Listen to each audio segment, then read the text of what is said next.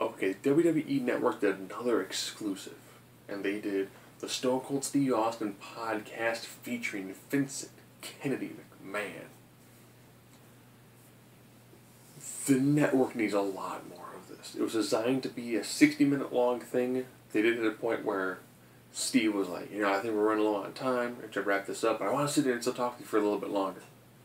Vince was like, well, who's running the time on these things? 15 more minutes.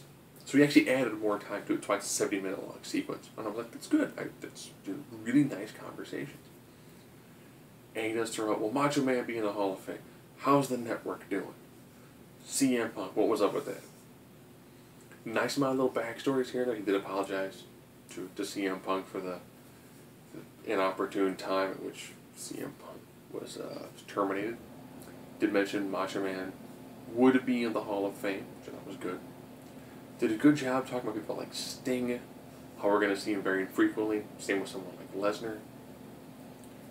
Pretty good job when it came to talking about lots of the current things. Nice job discussing the way things used to be done, how you can't have the Attitude Era again, just basis the way the industry is now, the way the E-Company is got itself situated now. One of the big sticking points, and this is one of the ones that lots of people have discussed. Did he bury the entire roster when he said these are all millennials and they really don't seem to have anywhere near as much drive as what you saw in the past? Everyone's afraid to fail. Steve asked point blank Cesaro. He's like, Cesaro, great worker. It's like, he's missing something. He's like, he's not that good on the mic. He's missing something. What they find out what that is, they know what to do with him off to the races. When Vince was asked about guys who he thinks that are close and are very ambitious, Ambrose, Rollins, Reigns, Wyatt. So in his mind, those are the only people who are really, really pushing, really trying. It was a couple years ago you would have tossed Zack Ryder on that list, because he was someone who tried really hard and really utilized social media to his advantage. I do think that Vince has mentioned, they have made miscues. Look at Fandango. Fandango, WrestleMania, Jericho defeats him in his first match. Not a bad match, not a great match. The Fandango thing becomes this viral sensation. They try to capitalize on it, it's horrible. He gets injured, he comes back, and he just flounders the whole time. A lot of it does seem like, from a booking standpoint, you're given one shot, maybe two, to really make something out of yourself. Unless they really do feel that there's something about you they can groom and they can give a couple more shots to. Those are the same thing. After WrestleMania, he was getting face pop, it was going great. They paired him with Paul Heyman. I would still say that the smart crowd who was popping for him anyways still popped for him when he had Heyman, and then that went absolutely nowhere. And he's pretty much floundered ever since. It's sad because he'd been great in the Authority stable, but they didn't put him there. They didn't know what to do with him. A lot of people take offense to the fact he did mention he's like, a lot of the roster is just not really trying. And I thought that was interesting, because Steve was like, well, it's combination of trying as well as bad booking. And I'm going to throw something. If you go back and actually watch a lot of the Attitude Era, you do see lots of times where segments just died. And if it died, they didn't do it again. Certain people had a tremendous amount of work and effort put into them. And if it didn't work out, you cut your losses and you go on. He also mentioned, Vincent mentioned that one of the bigger problems they run into is they're pretty much having an age range that's from like 2 years old to about 70, 80 years old. And it's going to be almost impossible to do something that's going to actually appeal to all of those people. Someone who's kind of younger might see the Adam Rose and be like, yeah, it looks kind of fun, it's kind of neat. They might, a younger person might see the Bunny, think the Bunny's a really cool character. Once you get a little past that, the Adam Rose shtick, Maybe like, I kind of see the Russell Brand sort of thing. Yeah, I kind of get it. You know, it's okay. It's decent. You might see someone who's close to the college age, be like, dude, party time all the time. Might get into it just because the dude's a partier. Then you get a little bit outside there, and it's like, you know, guy just looks weird.